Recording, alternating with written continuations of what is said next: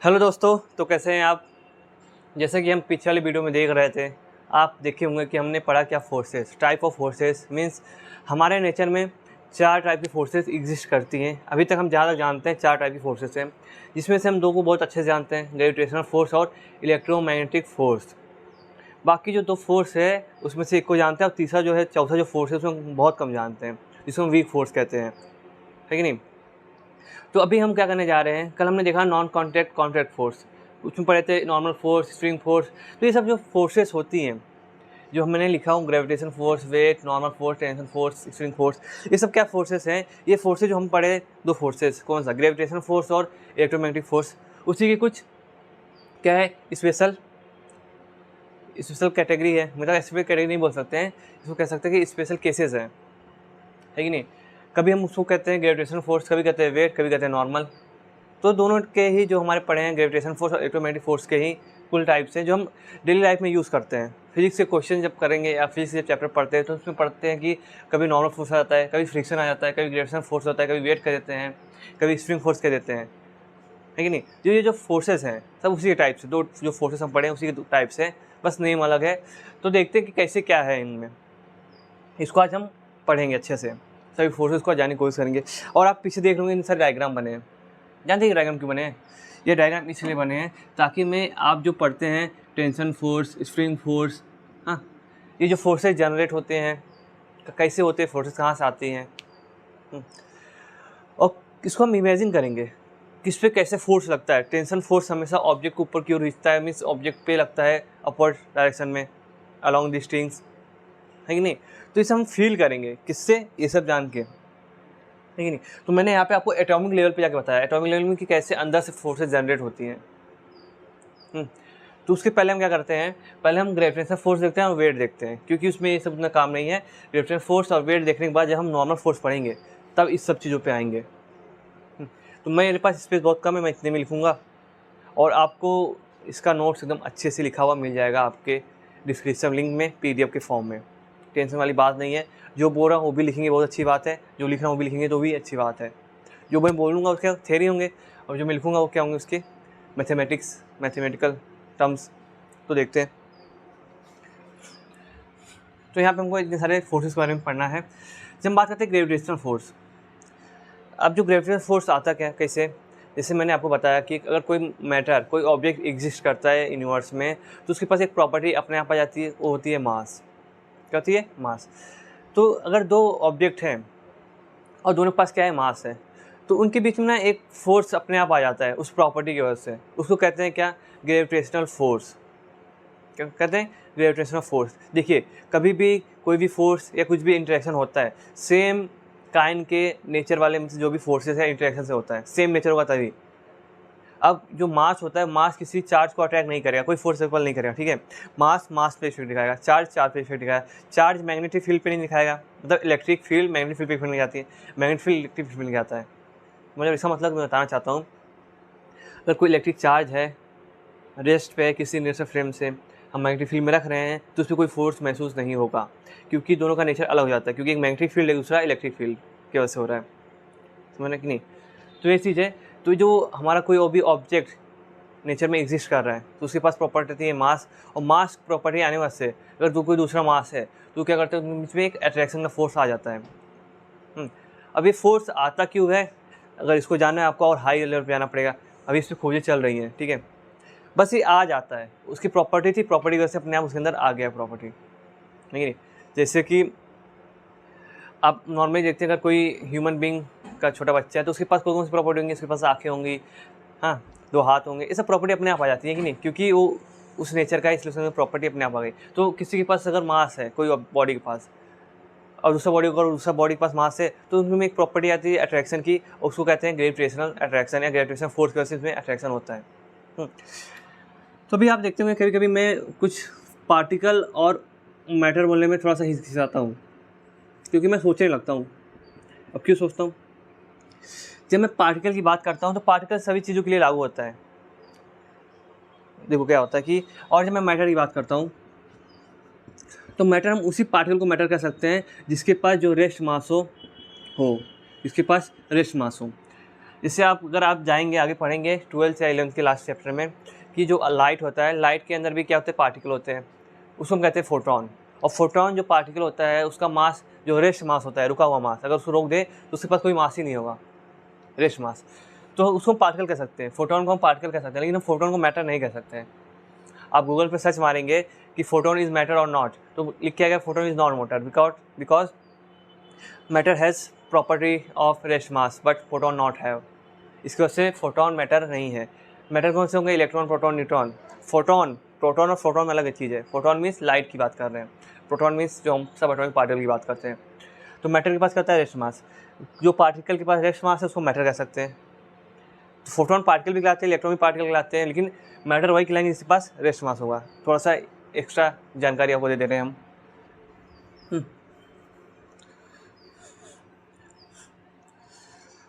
जैसे मैंने बताया, अगर हमारे यूनिवर्स में दो बॉडी एग्जिस्ट कर रही है जिसके पास मास है, मास एक ये है बड़ा मास और एक छोटा मास का ऑब्जेक्ट है। तो क्या होता है कि अगर मैं इसको पॉइंट कंसिडर कर लूँ, क्योंकि हम जो पढ़ते हैं सब में पॉइंट कंसिडर कर सकते हैं, बड़ा में एम स्मॉल एम, तो ये दोनों क्या करते हैं, एक दूसरे को अपने ओर अट्रैक्ट करते हैं। और जो इस फोर्स से अट्रैक्ट करते हैं बोलते हैं एफ जी। ये भी एफ जी से अट्रैक्ट करता है, ये भी एफ जी से करता है, दोनों अपोजिट डायरेक्शन में अट्रैक्ट करते हैं, मीन्स एक दूसरे के अपोजिट डायरेक्शन होते हैं। दोनों ऑब्जेक्ट चाहते हैं कि हम एक साथ मिल जाएं। क्यों? क्योंकि उनके पास ग्रेविटेशनल फोर्स लग जाता है। जो ये फोर्स लगता है मास की वजह से, उसको हम ग्रेविटेशनल फोर्स अपने नाम से दिए हैं। और इस पर ज़्यादा खोज किसने किए थे, हमारे न्यूटन सर जी ने बहुत अच्छे से खोज किए इसके ऊपर। सेब गिरा, सेब क्यों गिरा, हाँ ऊपर क्यों नहीं गया, मैं गिरा तो मैं क्यों गिरा। तो उन्होंने बहुत सारे एक्सपेरिमेंट किए। एक्सपेरिमेंट करने के बाद आपने बताया कि ये जो फोर्स है मास के साथ आता है, इसको हम ग्रेविटेशनल फोर्स कहेंगे। तो दोनों फोर्स, तो अगर कोई, और ये फोर्स बहुत कम होता है इसलिए हमको अभी डेली लाइफ में मालूम नहीं पड़ता है, लेकिन हम जब मैग्नेट की बात करते हैं, चार्ज की बात करते हैं मैग्नेट की, तो उसमें दिखता है, लेकिन जो ग्रेविटेशनल फोर्स होता है बहुत कम होता है। कुछ मान लीजिए 10⁻11 न्यूटन का, बहुत कम। इसका हमको इसका इफेक्ट दिखता नहीं है, लेकिन इसका इफेक्ट बड़े बड़े ऑब्जेक्ट पे दिखता है। बड़े बड़े ऑब्जेक्ट मीन्स अगर हम चलो को इसमें कौन सा फोर्स आएगा, फोर्स जो आएगा F G equal to Gmm/r²। R जो डिस्टेंस होगा सेंटर से इसके सेंटर के बीच का डिस्टेंस होगा, है कि नहीं। तो ये ग्रेविटेशनल फोर्स है। लेकिन हम जब फोर्सेस पढ़ते हैं यहाँ पे gravitational force due to earth पढ़ते हैं। क्या पढ़ते हैं, अर्थ से पढ़ते हैं। तो हटाते इसको। तो यहाँ पे जब केस की बात करें, यहाँ पे एक होता जाता है हमारा अर्थ, एक ऑब्जेक्ट, एक दूसरा हो जाता है कोई स्मॉल एम, ए बी का एम मान लेते हैं।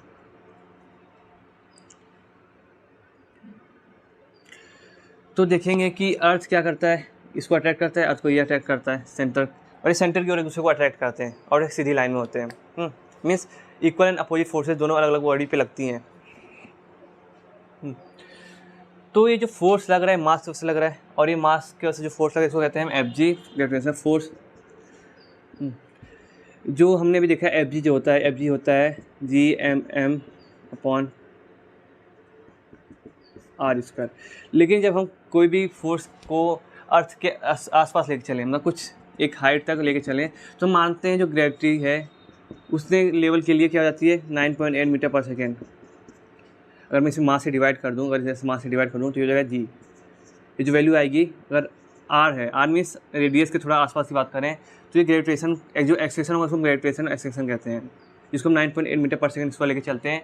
हाँ, कुछ दूरी तक कांस्टेंट होता है, लेकिन जो ग्रेविटेशनल फोर्स है बदलता भी है। बदलता है मतलब जितना डिस्टेंस होगा ऑब्जेक्ट से उतना ही बदलेगा। ये जो हमारा एक केस है, स्पेशल केस है उसका।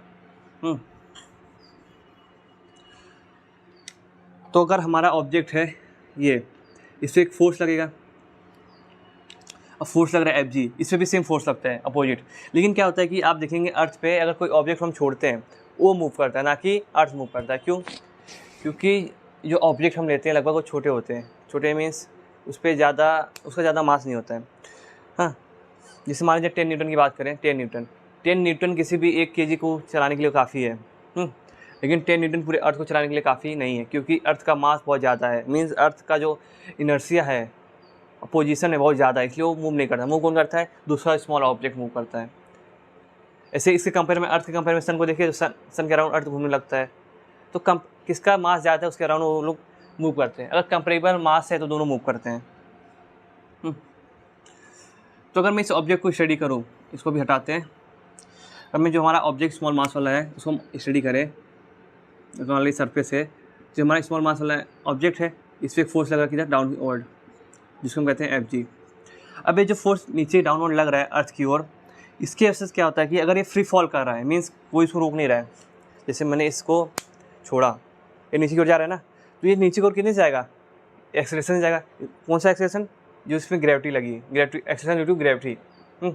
तो ये इसका जो इफेक्ट होगा, एक जो फोर्स लग रहा है ग्रेविटेशन फोर्स से, इसका जो इफेक्ट होगा एक्सेलरेशन का, ये होगा g के बराबर। अगर हम मैग्नीट्यूड लें, अगर वेक्टर फॉर्म में लें और ऊपर एक्सिस माने तो माइनस g हो जाएगा, j कैप, ठीक है नहीं। तो देखिए हमने क्या किया, हमने जो सब चीज़ें पढ़े हैं उसमें क्या था, सिस्टम कंसीडर किया, हमारा ब्लॉक जो स्मॉल मास था। हाँ, फिर उसके बाद हमने क्या किया, कौन कौन से फोर्स लग रहे हैं, ग्रेविटेशन फोर्स लग रहा है, क्या लग रहा है, ग्रेविटेशनल फोर्स, कहाँ पे, डाउनवर्ड, हमने दिखाया। फिर इसका फ्री बॉडी डायग्राम दिखाए हम, है कि नहीं। फ्री बॉडी डायग्राम दिखाने के बाद हम यहाँ पे एक्सिस कंटेक्ट कर लेते हैं, एक्सिस, ये एक्स एक्सिस है, ये वाई एक्सिस है। तो अगर आप इसका अच्छी बात क्या करेंगे, इसके बाद अगर आप न्यूटन्स का सेकंड लॉ लिखें, F net equal to mass into acceleration, अगर वाई कंपोनेंट में लिखेंगे, क्योंकि एक्स कंपोनेंट कुछ हो नहीं रहा है, तो वाई कंपोनेंट की बात करेंगे तो ये F Y net M A Y. तो जगह कम पड़ रहा है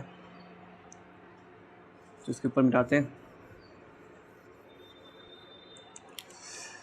तो एफ नेट वाई, तो आप इधर देखेंगे तो यहाँ पे कौन सा फोर्स लग रहा है इस ऑब्जेक्ट पे, इसके वजह से एक्सेलरेशन हो रहा है। तो अगर यहाँ पे देखेंगे फोर्स क्या लग रहा है, डाउनवर्ड, तो यहाँ हो जाएगा हमारा माइनस एफ जी, जो फोर्स लग रहा है माइनस एफ जी, मास इंटू एक्सेलरेशन। अब ये अर्थ के अगर आसपास लें, देखिए एक्सेलरेशन चेंज हो सकता है, लेकिन अगर हम अर्थ के एक कुछ हाइट तक अप्रोक्सीमेट करें तो यहाँ पे जो एक्सेलरेशन होता है ये होता है g के बराबर। अगर आप मैग्नीट्यूड लें, अगर डायरेक्शन वो ले लें, क्या डायरेक्शन था, तो ये हो जाएगा ए एक्सेलरेशन माइनस ए वाई की बात करें तो जब माइनस जे कैप। तो यहाँ पे हम ये नहीं लिख रहे हैं बस, अब सीधा हम सीधा इस ए की वैल्यू रख रहे हैं माइनस जी, क्योंकि हमने वाई कंपोनेंट लिया है ना, वाई कंपोनेंट में आपको बार बार जे लिखने की जरूरत नहीं पड़ेगी, क्योंकि इधर भी जे कंपेयर करेंगे तो हट जाएगा, तो आपको लिखने की जरूरत नहीं है। तो ये हो जाएगा माइनस जी, क्योंकि अगर आप देखेंगे इसको मैं अगर यहाँ से छोड़ रहा हूँ तो ये माइनस जी मतलब अपोजिट है, तो जी के हिसाब से एक्सेलरेशन जो होगा इसके अंदर 9.8 मीटर पर सेकेंड स्क्वायर का एक्सेलरेशन होगा डाउनवर्ड, फ्री फॉल कर रहा है तो, है कि नहीं। तो इस पर लग रहा है एक फोर्स डाउनवर्ड, इसके अपोजिट पे फोर्स नहीं लग रहा है, इसलिए रेस्ट पे नहीं है, क्या कर रहा है, मोशन कर रहा है और इसमें एक्सेलरेशन है, तो इसका इफेक्ट दिखा रहा है एक्सेलरेशन। तो जो वैल्यू आ रही है देखेंगे ये हो जाएगा minus F G equal to mass into minus G, downward है ना, तो ये हो जाएगा minus F G minus M G, cancel, F G का जो मैग्नीट्यूड हो जाएगा वो एम जी हो जाएगा।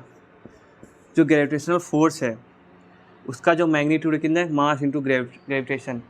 अगर कोई और दूसरा प्लेनेट हो वहाँ पे ए आप एक्सेलरेशन रख के देखिए, ए की वैल्यू रख के देखेंगे, मून के लिए अलग जी होता है, जी मीन्स ग्रेविटेशन अलग अलग होता है, उसके हिसाब से आप रख के देखिए। तो अगर हमारे अर्थ सरफेस होगा तो एफ जी कितना लगेगा, एम इंटू जी, तो ग्रेविटेशनल फोर्स एम इंटू जी होगा, इतना आप समझ गए। अब इसका मैं एप्लीकेशन दिखा देता हूँ, इसका कुछ इफेक्ट भी दिखा देता हूँ आपको। देखिए जब हमने F net equal to mass into acceleration लिखा, तो यहाँ पे जो हमारा ऑब्जेक्ट था, जो मास वाला ऑब्जेक्ट, एम मास वाला ऑब्जेक्ट था, ये मूव कर रहा है, इसलिए यहाँ पे एक्सेलरेशन माइनस जी हम रख के चलें, माइनस जी से नीचे की ओर मूव कर रहा है, और यहाँ पे एक ही फोर्स लग रहा था माइनस एफ जी, तो दोनों कैंसिल करेंगे तो ये कैंसिल, तो F G equal to M G आ गया था। अब इसको ध्यान समझिए, जो ग्रेविटेशनल फोर्स होता है वो किसी भी ऑब्जेक्ट पे लगता है, चाहे मैं हूँ या कोई भी हो, ठीक है। अब ग्रेविटेशनल फोर्स की वजह से क्या आता है, जो एक्सेलरेशन होता है जी, अगर हम मैग्नीट्यूड लेके चले तो कितना होता है जी मीन्स 9.8 मीटर पर सेकेंड, अगर वो सरफेस के आसपास होगा तब, समझ रहे हो। इसका ये मतलब कोई भी ऑब्जेक्ट हो, कितना भी छोटा मास हो, ज़्यादा छोटा नहीं, मैक्रोस्कोपिक वर्ल्ड की बात कर रहे हैं, क्वांटम की बात नहीं कर रहे हैं। हाँ, तो 9 मीटर पर सेकेंड स्क्वायर पे उस पर एक्सेलरेशन लगेगा। इसको आप इस तरह समझ सकते हैं, जैसे मैं हूँ, मेरे अंदर ब्लड सर्कुलेट कर रहा है, तो ब्लड जो सर्कुलेट कर रहा है, ब्लड के अंदर भी क्या है, जो पार्टिकल्स हैं या जो सब्सटेंस हैं, केमिकल्स हो सकते हैं, वो भी क्या कर रहे हैं, उन पर भी फोर्स लग रहा है। कौन सा? Gravitation force. और ग्रेविटेशन फोर्स की वजह से क्या हो रहा है कि उन्हें एक्सेलेरेशन होता है डाउनवर्ड साइड टुवर्ड्स दी अर्थ। कहाँ पे? अर्थ के सेंटर की ओर। कितने से? 9.8 मीटर पर सेकेंड स्क्वायर से। फिर भी ब्लड यहाँ मूव क्यों कर रहा है? क्योंकि हमारा अर्थ पंप कर रहा है। हाँ, इसलिए हमको हमारे हार्ट को पंप करना पड़ता है, वरना ज़रूरत ही नहीं पड़ती पंप करने की। क्योंकि हमारा हार्ट, जो हमारा ब्लड है, हमारे जो ग्रेविटी है, जो एक्सेलरेशन हो रहा है, उसके अपोजिट काम कर रहा है। जब अपोजिट काम कर रहा है मीन्स फोर्स जो लग रहा है उसके अपोजिट वर्क कर रहा है कि नहीं? तो हमें क्या करती है? एनर्जी की जरूरत पड़ती है, इसलिए हमारे हार्ट को पंप करने की जरूरत पड़ती है। इसलिए क्या करते हैं आप, जब पानी को आप टंकी में अगर पानी भरना हो तो आप मोटर चलाते हैं, क्योंकि जो फोर्स लग रहा है ग्रेविटी का नीचे साइड लग रहा है, डाउनवर्ड टुवर्ड द सेंटर, तो ऐसे ऊपर जा नहीं सकता है।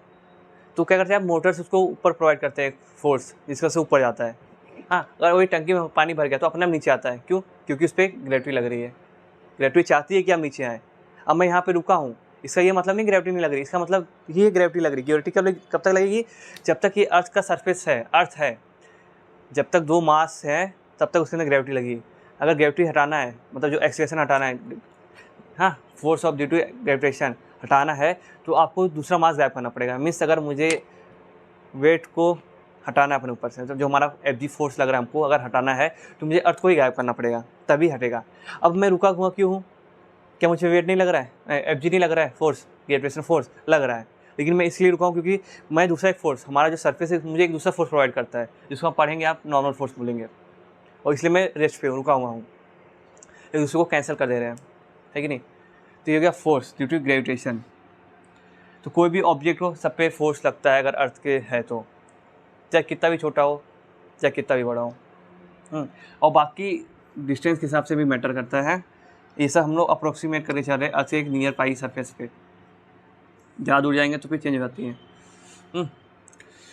और जैसे हम एक और एग्जांपल लें, जैसे बुलेट की बात करें कि अगर हम बुलेट फायर किए हैं किसी गन से, तो अगर आप देखेंगे ये जो बुलेट अगर हम एकदम हॉरिजॉन्टल सीधा फायर किए एक्सेस को, लेकिन क्या होगा कि अवाइस में कुछ है नहीं, कोई एक्सेलेरेशन नहीं है, कोई मूवमेंट नहीं है, तो ये बुलेट कुछ टाइम जाने के बाद ना अपने आप थोड़ा सा नीचे की ओर आ जाता है। लॉन्ग डिस्टेंस की बात करेंगे तब देखेंगे, तो अगर देखेंगे ना इसको, तो ये 1 सेकेंड बाद शुरुआत में यू वाई, मतलब वाई डायरेक्शन में कोई वेलोसिटी नहीं थी, लेकिन 1 सेकेंड बाद यू वाई क्या हो जाएगा? 9.8 मीटर पर सेकेंड, या इसको बोल सकते हैं 10 मीटर पर सेकेंड, इसको हम वी आई कर लेते हैं। 1 सेकेंड बाद, 1 सेकेंड बाद उसी बुलेट की जो स्पीड हो जाएगी, वेलोसिटी बोल सकते हैं, टूवर्ड्स डाउनवर्ड 9-10 मीटर पर सेकेंड की हो जाएगी अगर अप्रॉक्सीमेट लेके चलें। और अगर 1 सेकेंड बाद देखिए ना, इसका जो डिस्टेंस कवर करेगा इसके बीच में, ये हो जाएगा कुछ 4.9 मीटर का। कैलकुलेशन कर लेंगे, S = UT + ½ AT² का फॉर्मूला लगा लेंगे, सब वैल्यू पुट कर लीजिए, अपने आप आ जाएगा, है कि नहीं? तो हर चीज़ पे इफेक्ट दिखाता है, छोटे छोटे से लेके बड़े से बड़े चीज़ों पे। तो ये हो गया हमारा ग्रेविटेशन। क्या हो गया? ग्रेविटेशनल फोर्स हो गया। अब इसके बाद हम वेट की बात करते हैं। अब वेट आता है ग्रेविटेशन की वजह से, दूसरा ऑब्जेक्ट हमें अट्रैक्ट कर रहा है, अर्थ हमें अट्रैक्ट कर रहा है। अब हमें कैसे पता चलेगा कि हमारा वेट कितना है? तो देखिए, जब हम ग्रेविटेशन की बात कर रहे थे, ग्रेविटेशन फोर्स की बात कर रहे थे, तो वहाँ पे हमारा जो ऑब्जेक्ट था फ्री फॉल कर रहा था, मीन्स उसमें कोई एक्सेशन, मतलब उसमें एक्सेशन था। फ्री फॉल मीन्स कि वो ऐसे गिर रहा है, उसको कोई रोक नहीं रहा है। जब हम वेट की बात करते हैं तो वेट की बात की कॉन्सेप्ट कब आती है? अगर कोई ऑब्जेक्ट फ्री फॉल कर रहा है तो हमें क्या करना है? उसको प्रिवेंट करना है, उसको रोकना है फ्री फॉल से, मीन्स उसके अंदर एक्सेशन ड्यू टू ग्रेविटी नहीं होना चाहिए।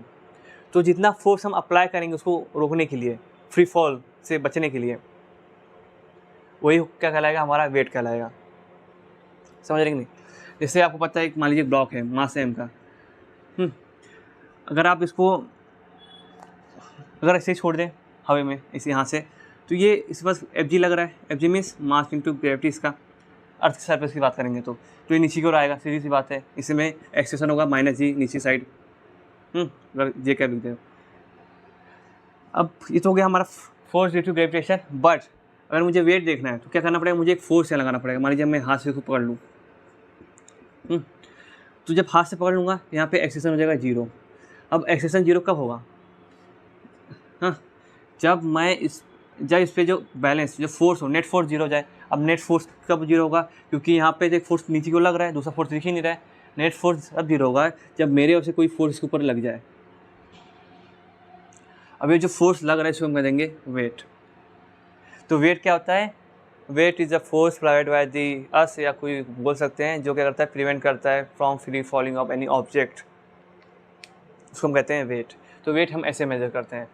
इस एग्जांपल के लिए समझ सकते हैं, मान लीजिए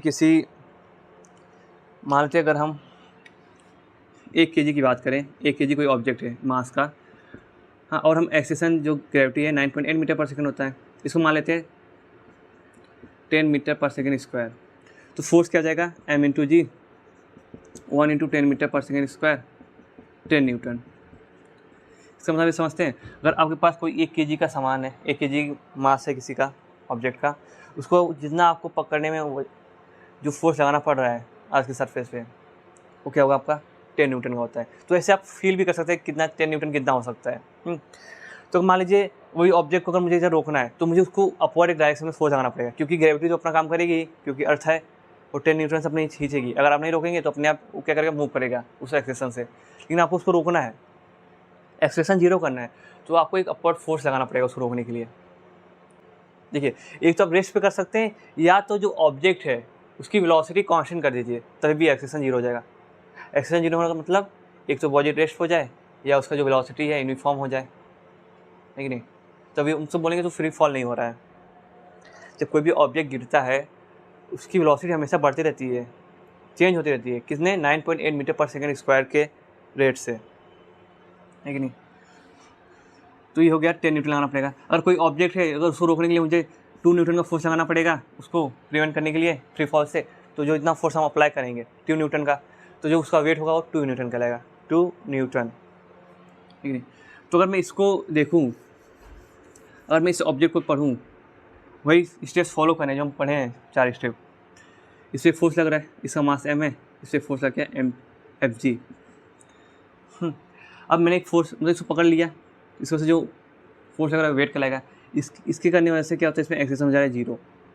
तो अगर मैं यहाँ पे लगाऊँ क्या, न्यूटन का second law, F net equal to mass into acceleration vector form. मैं वाई कंपोनेंट लिखूँगा क्योंकि वाई हम यहाँ मान के चल रहे हैं, ये वाई एक्सिस है, ये एक्स एक्सिस है, एफ नेट MAY, ठीक है। ये हो जाएगा, लेकिन क्या एफ नीचे क्यों लग रहा है ना, तो माइनस FG, ये पॉजिटिव एक्सिस क्यों लग रहा है तो प्लस में जाएगा WM इंटू AY, क्या यहाँ पे जीरो है तो ये जीरो, यहाँ पे ऑब्जेक्ट हमारा एक्सेलेरेशन नहीं कर रहा है तो ये जीरो हो जाएगा पूरा। तो यहाँ जाएगा W इक्वल टू FG, और FG हम निकालें मास इंटू ग्रेविटी होगा, तो W इक्वल टू mg, तो वेट कितना जाएगा mg आ जाएगा, ठीक है। ये हो गया हमारा वेट, समझ आ रहा है? तो किसी भी ऑब्जेक्ट को अगर फ्री फॉल से रोकना है तो जितना हम फोर्स लगाते हैं उसको कहते हैं उसका वेट है। तो आप समझ गए होंगे। तो देखिए, मैं वही सब स्टेप्स का यूज़ कर रहा हूँ। पहले हमने क्या किया, सिस्टम माना, हमारा ब्लॉक था, जो वही मास था, उसको पॉइंट मास कंसिडर किए, उससे कौन से फोर्स लग रहे हैं, एक FG लगेगा ग्रेविटी की वजह से डाउनवर्ड, एक हम खुद से लगा रहे हैं अपवर्ड, उसको बोल दिया हम वेट। फिर उसके बाद हमने फ्री फॉल डायग्राम बनाया, फ्री बॉडी डायग्राम हमने एक्सिस हमने कंसिडर किया अपने हिसाब से, जो अच्छा लगे जो हमने किया। उसके बाद न्यूटन्स के इक्वेशन लिख दिए, तो आ गया हमारा वेट mg कहलाएगा।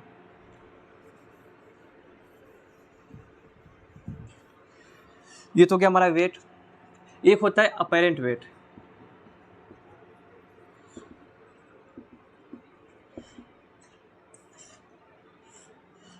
और देखिए हाँ, जब हम देख रहे हैं कि कोई ऑब्जेक्ट एक्सीलरेट कर रहा है, इतने एक्सेलेरेशन से गिर रहा है, ये हम किसी भी ग्राउंड को अगर हम इनिशियल फ्रेम मान लें तो हम ग्राउंड से उसको मेज़र कर रहे हैं कि उसके अंदर एक्सेलेरेशन हो रहा है कि नहीं हो रहा है, ठीक है। जो भी हम मेज़र कर रहे हो एक इनिशियल फ्रेम से कर रहे हैं, वो ग्राउंड है। अपेरेंट वेट का मीन्स ये हो कि हमारा जो ऑब्जेक्ट है वो रेस्ट पे नहीं है, समझ रहे हैं, वो क्या कर रहा है कि मोशन कर रहा है। इससे मान लीजिए हमारा जो ऑब्जेक्ट था मास mg का, ये इस पर लग रहा था फोर्स FG, हाँ, हमने फोर्स लगाया वहाँ जिसको 10 न्यूटन का फोर्स चाहिए था, लेकिन हमने बस 6 न्यूटन का ही फोर्स लगाया अपवर्ड डायरेक्शन में। तो जो हमें वेट महसूस होगा वो कितना मिलेगा, 6 न्यूटन का। इसको कहेंगे अपेरेंट वेट। टोटल वेट नहीं बताएगा, ये अपेरेंट बताएगा। क्या बताएगा, अपेरेंट वेट बताएगा। और बाकी जो 4 न्यूटन है वो इस पर इसका एक्सटेंशन करवाएंगे, मीन्स इसमें एक्सेशन दिखाएंगे आपको। हाँ, तो अगर इसको देखें, हमारा ब्लॉक लेते हैं, इस पर फोर्स लग रहा है Fg, ग्रेविटी तो अपना फोर्स काम करेगी। हम लोग W' फोर्स लगा रहे हैं, ये हमारा अपरेंट वेट है और इसमें कुछ ना कुछ एक्सेशन हो रहा है। तो अगर मैं इस पर इक्वेशन लिखूँ F net equal to mass into acceleration, Newton's का सेकंड लॉ, y कंपोनेंट देखेंगे तो ये F नेट y FAY। अब यहाँ देखेंगे तो ये W' ऊपर क्यों लग रहा है, Fg नीचे क्यों लग रहा है, तो माइनस F, ये A एक्सेलरेशन है, एक्सेलरेशन A है, ये वेक्टर लगा देते हैं। A की वैल्यू अगर प्लस होगी तो आप प्लस रखिए, माइनस होगी तो माइनस रखिए एक्सिस के हिसाब से। तो W क्या हो जाएगा, MA प्लस FG होता है हमारा mg, हम निकाले हैं, तो क्या हो जाएगा apparent wait MA plus G W', तो अपरेंट हो जाएगा हमारा MA plus G, M into A plus G। अगर एक्सेशन हमारा 0 है तो हमारा हो जाता है वेट, क्या हो जाता है वेट, एक्सेशन अगर 0 होगा ऑब्जेक्ट का तब समझ गए वेट। देखिए भाई, मतलब वीडियो बड़ा हो सकता है लेकिन कॉन्सेप्ट्स एक बार याद समझ जाएंगे तो फिर मज़ा आ जाएगा, चीज़ें हमेशा के लिए समझ में आ जाएंगी, समझ रहे। अब थोड़ा मास और वेट में फ़र्क देख लेते हैं, मास एंड वेट। देखिए, जो मास आता है ये आता है किसी भी ऑब्जेक्ट के अंदर जो उसे कॉन्स्टिट्यूएंट पार्टिकल्स है, कोई भी सब्सटेंस होता है उसको किसी एटम या मॉलिक्यूल से बना होता है। एटम और मॉलिक्यूल्स उसके sub atomic particles means electron, proton, neutron से बने होते हैं।